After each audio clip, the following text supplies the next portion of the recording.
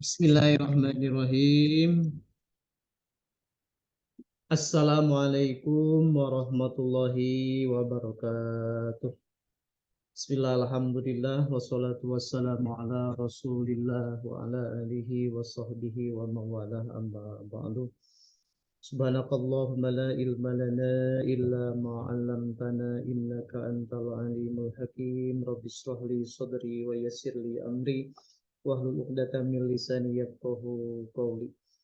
Allahumma sholli ala Sayyidina Muhammadin al-Fatih lima ughliqa wal khatim lima sabaqa wan nasiril haqqi bil haqq wal hadi ila siratikal mustaqim sallallahu alaihi wa ala alihi wa sahbihi haqqa qadrihi wa miqdarihil azim.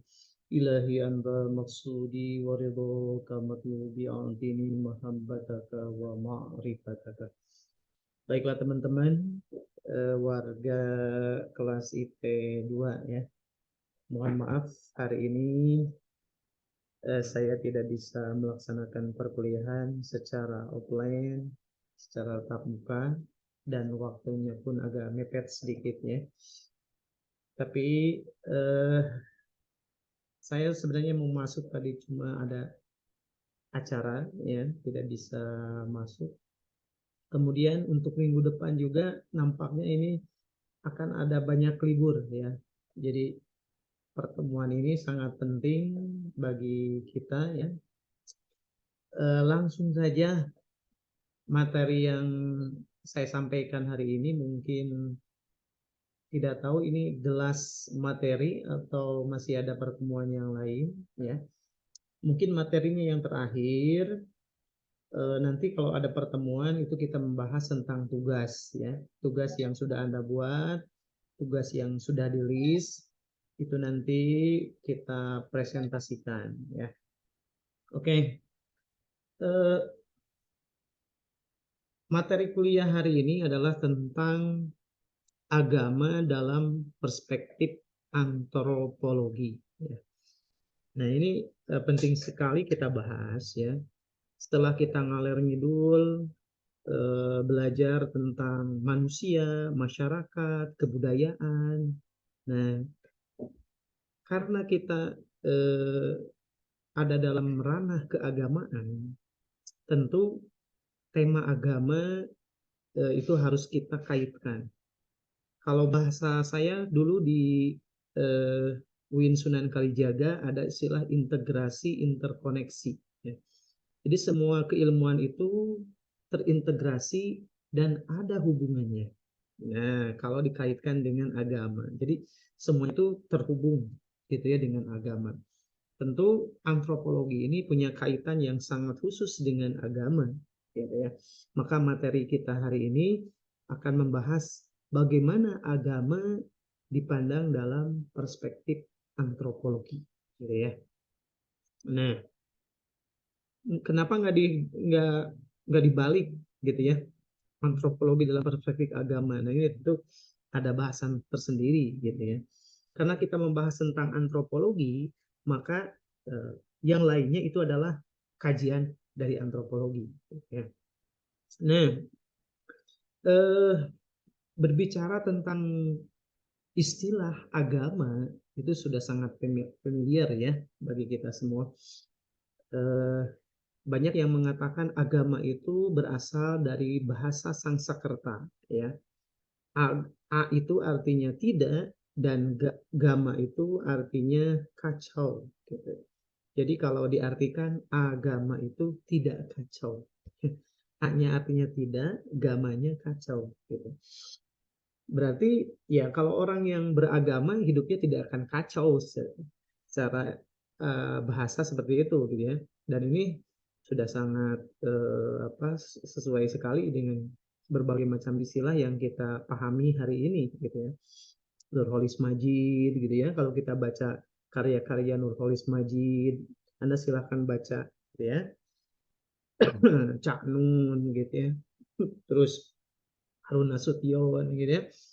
Banyak membahas tentang istilah ini gitu.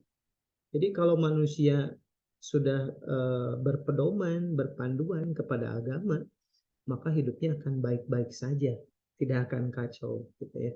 Nah, jadi ini luar biasa gitu ya, bahasa Sangsakerta ini. Gitu. Hari ini banyak orang yang berpikiran kacau karena tidak beragama, gitu ya. Maka untuk bisa menempuh hidup yang lurus, kalau dalam agama kita Shiratal Mustaqim, maka agama ya tentunya agama Islam gitu ya, yang membawa kepada rahmatan lil alamin gitu ya, membawa kesejahteraan, keselamatan dunia dan akhirat. Juga kalau dikaitkan dengan bahasa yang lain tentu eh, kalau Sangsakerta mungkin ranahnya Asia Selatan ya, kemudian kita di Asia Tenggara. Sementara di wilayah Barat, nah itu tentu kita menginduk kepada bahasa Latin ya. Bahasa Latinnya itu agama itu religion, gitu ya, religio, yaitu berakar kata dari religere, gitu ya, yang artinya ya re itu berarti kembali, gitu ya, rekonstruksi, gitu ya, mereka ulang, gitu ya, repeat, mengulangi kembali, re gitu ya. Nah, religiar itu berarti mengikat kembali artinya. Re itu, religiar itu mengikat kembali, ikatan. Jadi ya bisa kita ambil kesimpulan bahwa beragama itu adalah ketika seseorang mengikatkan kembali dirinya dengan Tuhan yang Maha Kuasa. Hablum minallah gitu ya. Kalau dalam bahasa Islam itu kita menyebutnya hablum minallah. Gitu. Dalam bahasa Latin itu religiar artinya mengikatkan diri, nah, mengikatkan diri kembali kepada Allah, kepada Tuhan ya, bahasa ini. Nah, kalau dalam terminologisnya agama itu adalah sistem, suatu sistem, karena banyak sekali sub-sub dalam keagamaan itu kan ya. Kalau mengenai teori sistem banyak sekali kita mengurainya ya. Ya, agama itu sistem atau prinsip kepercayaan seseorang gitu ya, eh, kepada Tuhan gitu ya. Sistem atau prinsip kepercayaan seseorang kepada Tuhan. Jadi dalam agama itu banyak hal-hal yang dilembagakan gitu ya. Banyak hal-hal yang bersifat filosofis. Maka disebut sistem dan prinsip kepercayaan seseorang kepada Tuhan. Kalau kita mengutip dari pendapat para sosiolog, antropolog, gitu ya, saintis, agamawan, gitu ya, banyak sekali istilahnya. Di antaranya menurut Anthony F. C. Wallace, gitu ya, Wallace atau Wallace ya, terserahlah gitu, lidahnya ini ya. Anthony F. C. Wallace, gitu ya, mendefinisikan bahwa agama itu adalah seperangkat upacara ya, yang diberi rasionalisasi mitos gitu ya. Kemudian eh, bisa menggerakkan kekuatan-kekuatan supernatural untuk mencapai dan menghindarkan perubahan keadaan kepada manusia atau alam. Jadi Anthony F. Wallace ini mendefinisikan agama itu banyak upacaranya kan. Ada upacara kalau agama-agama tertentu ya, selain agama Islam, ada upacara apalah, contoh Waisak gitu ya, bagi umat Buddha, kemudian ada galungan, itu kan isinya upacara-upacara. Itu adalah sebuah mitos, mitologi, cerita-cerita kedewaan gitu ya, yang kemudian itu dirasionalisasi gitu ya. Bagaimana bisa apa dilogikakan gitu ya. Kemudian upacara-upacara tersebut ditujukan untuk mendatangkan kekuatan-kekuatan supernatural yang mana itu digunakan untuk mencapai atau menghindar dari keadaan yang tidak diinginkan oleh manusia atau alam ya, mengusir mendatangkan hujan misalkan gitu ya, mengusir hama gitu ya. Kemudian ada istilah apa? Kalau di laut itu kan istalau, yaitu upacara-upacara di antaranya gitu ya. Nah, dilihat dari definisi Wallace ini bisa mengandung beberapa hal, yaitu bahwa agama itu mengakui misalkan gitu ya, kalau tidak bisa mengatasi suatu masalah yang serius yang bisa menimbulkan kegelisahan, maka manusia itu berusaha mengatasinya gitu ya. Ya, maka digunakanlah yang namanya upacara-upacara keagamaan. Kalau kita menyebutnya dalam ini wasilah mungkin ya. Ya, nah, maka ini upacara-upacara tersebut menurut Wallace ini disebut dengan yang namanya religion in action, suatu perbuatan keagamaan yang utamanya ya, yang fungsinya itu untuk mengurangi kegelisahan, mengurangi yang namanya kekhawatiran, dan tentunya memantapkan kepercayaan bagi penganutnya gitu ya. Nah ini itu definisi dari agama menurut Anthony F.C. Wallace gitu ya. Maka bisa kita simpulkan gitu ya, agama itu bisa dipandang sebagai kepercayaan juga pola perilaku. Nah, yang digunakan oleh manusia untuk mengendalikan aspek alam semesta yang tidak dapat dikendalikannya. Jadi agama itu adalah, bisa dikatakan di sini ya, ini menurut Wallace ya, alat untuk mengendalikan alam semesta, gitu ya, remote-nya gitu ya. Nah, karena maka dalam semua kebudayaan gitu ya, ini agama itu adalah salah satu hal yang penting karena ya gitu ya. Apa yang bisa mengendalikan alam semesta? Nah, gitu. Jawabannya adalah agama. Dan agama ini ya, menurut Wallace ini agama adalah bagian daripada sebuah kebudayaan. Kemarin kan kita bahas kebudayaan itu bagaimana manusia ini bisa beradaptasi, nah, dengan alamnya, dengan semestanya, dengan lingkungannya. Dan cara manusia untuk bisa merasionalisasi apa keadaan alam ini ya dengan agama. Gitu ya. Agama dijadikan istilahnya itu perantara untuk bisa mendatangkan kekuatan-kekuatan supernatural untuk mengendalikan diantaranya alam semesta. Ya. Dan masih menurut ini menurut William ya. Nah, itu kita pernah mengenal yang namanya zaman meramu, berburu gitu ya. Dan itu tindakan keagamaan itu menjadi bagian yang integral dalam kehidupan sehari-hari mereka gitu ya. Bisa dikatakan pada masa tersebut agama itu sangat dipegang ya. Saya beberapa hari ini menonton film dari Netflix ya. Tahu Anda ini suka berlangganan kanal-kanal itu ya, film seperti itu. Sumber apa? Kalau Anda gitu ya, hobi nonton, tentu banyak yang pergi ke 21 gitu ya.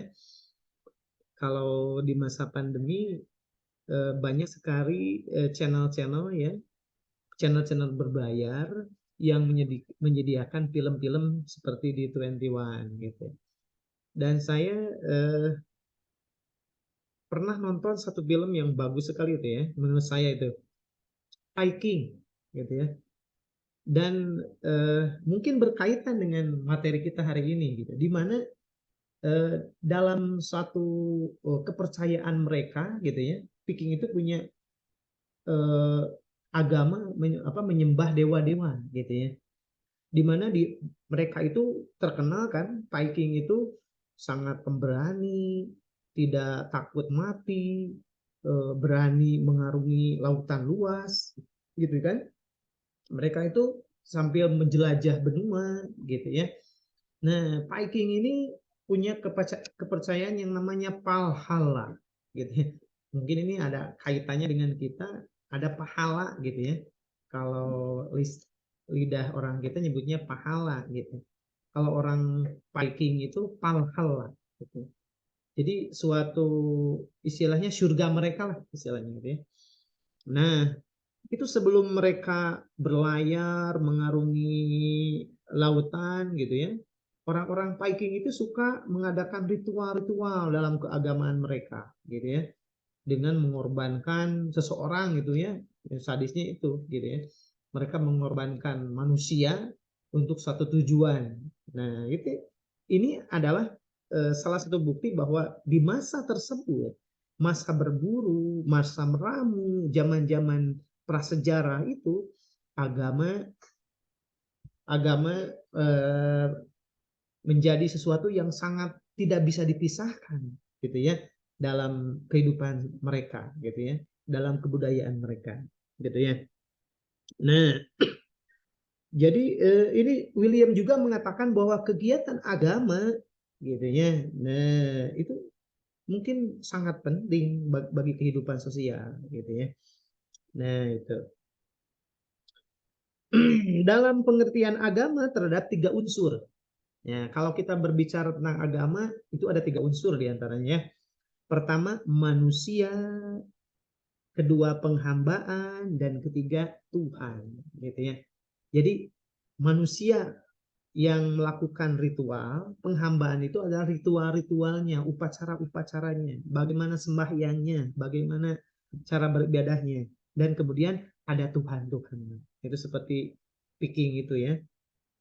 Nah,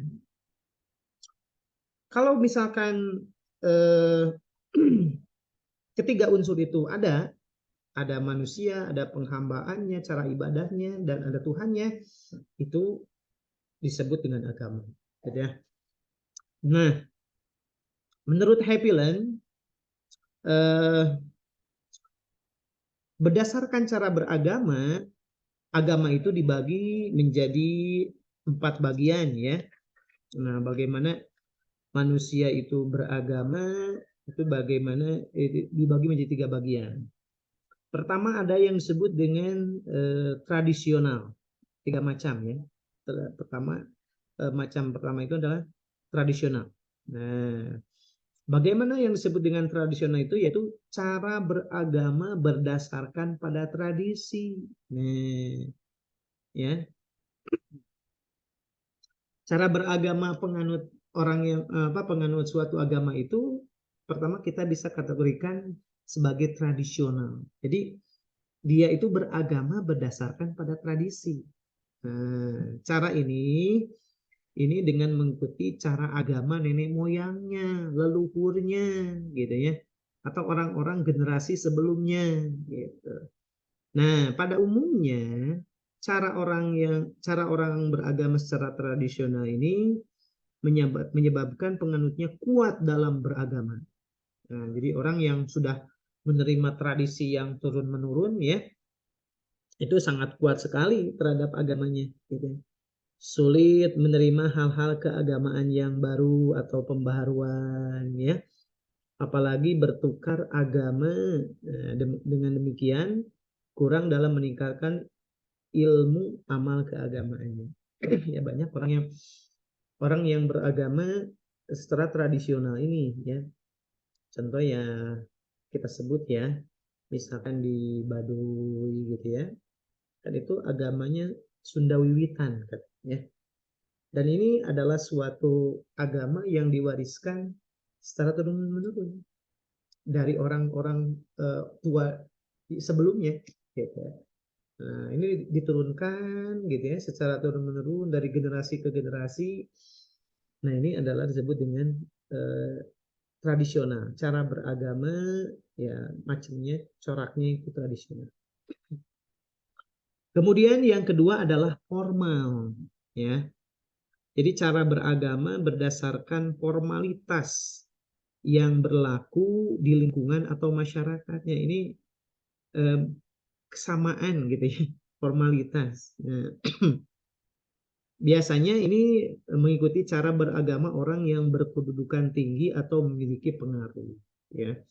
Pada umumnya, para penganut cara ini tidak kuat dalam beragama, mudah mengubah cara beragamanya jika berpindah pada lingkungan atau masyarakat yang berbeda dengan cara beragamanya. Juga mudah bertukar agama, ya, jika masuk lingkungan memasuki lingkungan atau masyarakat yang agamanya berbeda.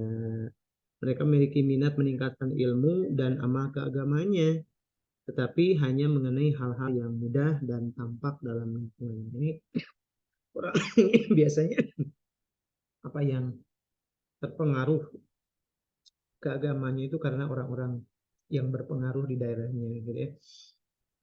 Nah, ini untuk masuk suatu paham seperti ini ya banyak digunakan oleh bagaimana para penyebar agama Islam terdahulu, gitu ya.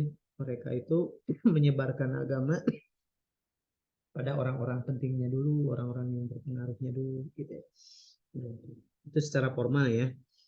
Kemudian ada yang beragama itu secara rasional. Tadi tradisional, formal, karena ada orang-orang yang berpengaruh. Kalau rasional itu cara beragama berdasarkan penggunaan rasio. Nah, ini orang-orang intelektualitas gitu ya, yang punya intelektual tinggi gitu. Jadi dia beragama itu karena dia memahami dan menghayati ajaran agamanya dengan pengetahuan, ilmu dan pengamalannya. Ya, ya contoh kalau kita lihat perjalanan Nabi Ibrahim kan ya, ketika dia melihat bulan, oh ini Tuhan itu ya, yang menyinari malam yang besar cahayanya. Ketika bulan tidak ada muncul matahari, oh ini yang paling besar itu gitu ya. Karena dia mampu menyinari. Matahari tenggelam juga. Maka dia mulai berkonklusi, oh berarti Tuhan ini bukan bulan, bukan matahari, tapi yang menciptakan bulan dan matahari. Ini konsep beragama, cara beragama yang rasional. Jadi beragama karena dia menggunakan pikirannya, berpikir.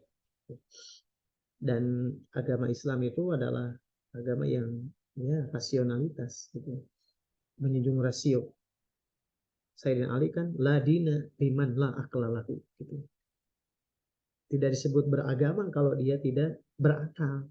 Artinya dalam beragama itu kita harus ada unsur rasionalitas, logika. Ya, mungkin tidak semuanya kena logika gitu ya. Ya, tapi yang namanya logika rasional gitu ya, akal juga bisa menuntun, bisa memandu kepada wahyu gitu ya, bisa menuntun kita kepada kebenaran. Kemudian yang keempat, nah tadi ya ada tradisional, formal, rasional gitu ya. Yang keempat adalah metode pendahulu, yaitu cara beragama berdasarkan penggunaan akal dan hati, perasaan di bawah wahyu. Ya. Untuk itu mereka selalu berusaha memahami dan menghayati ajaran agamanya dengan ilmu, pengamalan, penyebaran dakwah. Gitu ya. Mereka selalu mencari ilmu terlebih dahulu kepada yang ahlinya dalam ilmu agama yang mengenal teguh ajaran Islam yang dibawa oleh utusan dari sembahnya, ya seperti nabi atau rasul ya. Nah itu. Jadi ini seperti apa metode agama-agama samawi ya yang dibawa oleh para nabi, para rasul seperti agama Islam ya. Itu kan ada seorang nabi yang menyebarkan kemudian diikuti oleh pengikutnya, oleh umatnya. Ya di Indonesia banyak sekali ya ke agama ini ya, ada yang samawi, ada yang apa bukan samawi, arudi ya, ada samawi, ada ardi. Agama samawi itu diantaranya agama Islam ya, agama Nasrani yang terdahulu, Yahudi gitu ya. Ada yang Ardi itu ya seperti Hindu, Buddha, hasil kebudayaan, ya, Konghucu juga. Nah ini eh, banyak juga ya selain agama-agama yang tadi ya, Islam, Kristen gitu ya, Yahudi gitu ya, terus apa Buddha, Hindu, Konghucu gitu ya. Di Indonesia ada yang kita sebut dengan Aluk Tadolo ya, Bahai, Buddha, ini Jainisme, Kaharingan gitu ya. Itu di Kalimantan kalau ya, Kaharingan, Kejawen ya, di Jawa. Ada apa? Banyak ya, Marapu, Mormonisme, Pentakosta, Parmalin ya, Saintologi, Shinto, Sikh, Taoisme, Tolotan, Zoroastrianisme gitu ya, banyak sekali ya. Nanti bisa Anda baca. Oke, dalam praktek keagamaan ada banyak-banyak kepercayaan ya. Ada yang disebut dengan animisme ya. Animisme itu salah satu kepercayaan yang tersebar luas tentang makhluk-makhluk supernatural ya. Bahwa alam semesta ini dijiwai oleh segala macam roh. Jadi semuanya ada rohnya gitu ya. Ini ya kita bisa sebut dengan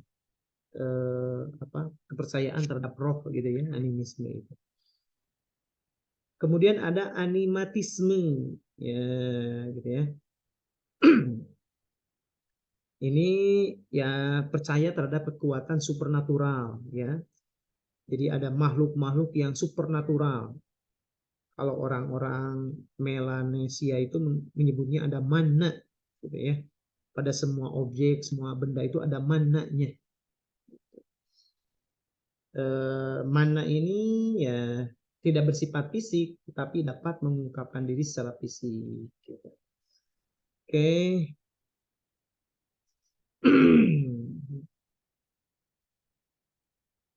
Di Indonesia itu ada beberapa agama yang diakui ya, diantaranya agama Buddha.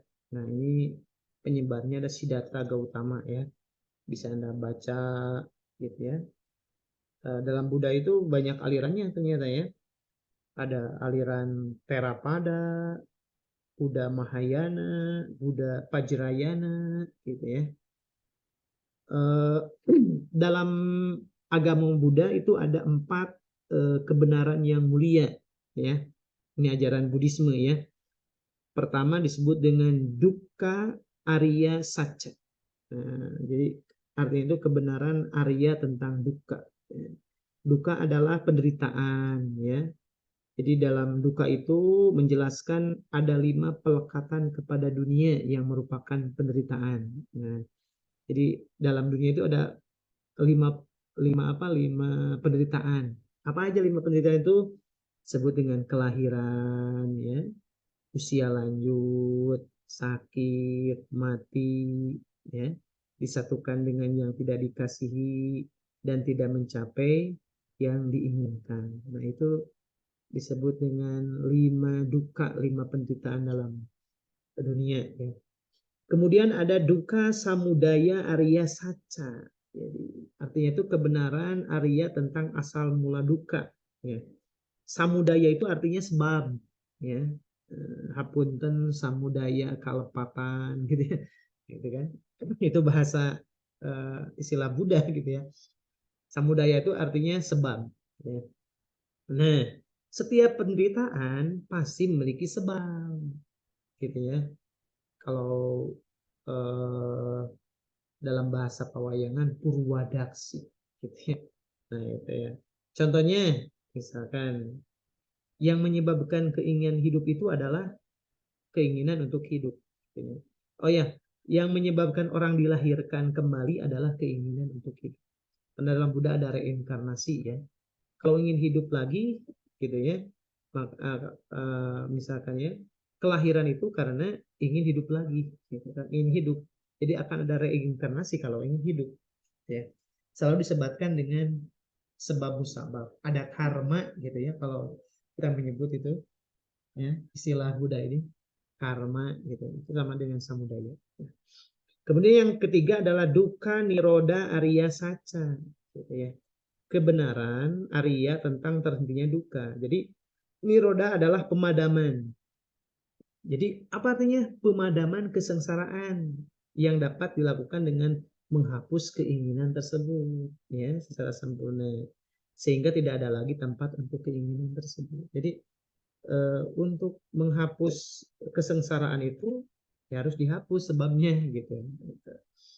Kemudian ada dukkha marga Arya Saca, kebenaran Arya tentang jalan yang menuju terhentinya dukkha. Marga adalah jalan kelepasan. Jalan kelepasan merupakan cara-cara yang harus ditempuh jika ingin lepas dari kesengsaraan.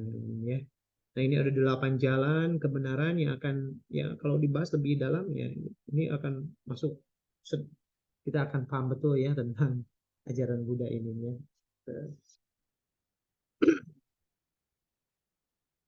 Jalan Buddha itu berarti kita harus sanggup untuk berjalan dalam penderitaan.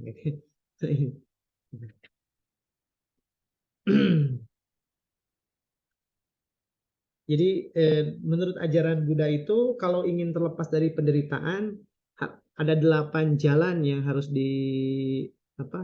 ditempuh, gitu ya. Yang disebut dengan 8 serada atau iman. Ya. Pertama percaya yang benar, gitu ya. Maksud yang benar, kata-kata yang benar, perbuatan yang benar, hidup yang benar ya, usaha yang benar, ingatan yang benar gitu ya. Kemudian semedi yang benar. Itu 8 serada ya. Oke, Anda bisa baca lagi yang lebih lengkap tentang agama Buddha. Kemudian ada agama Hindu ya. Wah, ini banyak sekali ya. Agama Hindu itu berasal dari Sangskrita ya. Gitu. Sanatama Dharma, kebenaran yang abadi, dan Paidika Dharma, pengetahuan kebenaran. Ya. Orang Hindu ya sebagian besar hidupnya di India ya 90%. Gitu. Oke, dalam agama Hindu terdapat 5 keyakinan dan kepercayaan yang disebut dengan panca serada. Kalau agama Buddha tadi 8 ya, kalau agama Hindu ada 5 panca serada. Gitu. Oke. Yang pertama Pancasrada itu adalah Widitatwa. Nah, jadi dia konsep kepercayaan kepada Tuhan yang Maha Esa dalam pandangan Hinduisme, gitu ya. Nah, itu. Kemudian ada Atma Tatwa, itu merupakan kepercayaan bahwa terdapat jiwa dalam setiap makhluk hidup. Jadi setiap makhluk hidup ada rohnya. Gitu. Kemudian ada karma pala. Oh ini karma. Karma itu adalah buah atau hasil. Ya, yang menjadi salah satu keyakinan dasar. Ya. Dalam ajaran karma pala, setiap perbuatan manusia pasti membuahkan hasil baik atau buruk, gitu ya. Kalau di Sunda mah kalau kita menanam bonteng, gitu ya, bonteng itu mentimun, maka kita akan memanen mentimun, ya. Kalau kita menanam cabai, maka akan eh, memetik hasilnya cabai. Nah itu karma ya. Setiap perbuatan manusia pasti akan ada hasilnya. Setiap yang dibuat manusia maka akan dapat hasilnya. Kemudian ada purna bawa, keyakinan bahwa manusia mengalami reinkarnasi. Oh, dalam Hindu juga ada ya. Seseorang mengalami inkarnasi, purna bawa artinya. Kemudian yang kelima moksa, yaitu merupakan suatu keadaan jiwa yang merasa sangat tenang dan menikmati kebahagiaan sesungguhnya karena tidak terikat lagi oleh berbagai macam nafsu ataupun benda material. Jadi ketika terlepas dari nafsu dan material, dia sudah mencapai ketenangan yang namanya moksa. Gitu ya. Jadi ketika sudah moksa itu sudah tidak menderita lagi. Gitu ya. Oke. Itu barangkali ya kajian kita terakhir ya tentang agama dalam perspektif antropologi ya, banyak sekali ya kaitannya. Oke, itu mungkin barangkali apa yang bisa saya sampaikan pada materi kuliah hari ini. Seperti biasa Anda buat review, kemudian Anda upload ya. Ya saya perpanjang uploadnya ini ya. sampai besok ya, silahkan besok. Dari mulai sekarang sampai besok Anda buat review, kemudian kirimkan reviewnya ke siapa. Dan hari ini ada yang spesial buat Anda, akhirnya saya akan membuat sebuah kuis. Ya, silakan Anda jawab kuisnya. Ini adalah merupakan istilahnya itu saya ingin mengukur sejauh ini Anda dalam menerima kuliah online ini apakah efektif atau tidak gitu. Nanti Anda setelah menonton ini Anda nanti lengkapi kuesionernya. Ada pertanyaan-pertanyaan ya yang harus Anda jawab secara online. Nanti linknya saya kasihkan ya. Oke, terima kasih atas waktu dan apa waktu dan kesempatan Anda ya. Mohon maaf gitu ya, seharusnya ini saya berikan kuliah ini di jamnya gitu. Tapi ya berhubung waktu gitu ya, tidak bisa saya berikan. Mohon maaf atas segala kekurangannya ya. Mudah-mudahan ada waktu ya kita bisa bertemu, dan kalau tidak ada waktu nanti dikumpulkan saja tugasnya ya yang suku-suku itu. Oke, mungkin itu saja yang bisa saya sampaikan. Mohon maaf atas segala kekurangan. Assalamualaikum warahmatullahi wabarakatuh.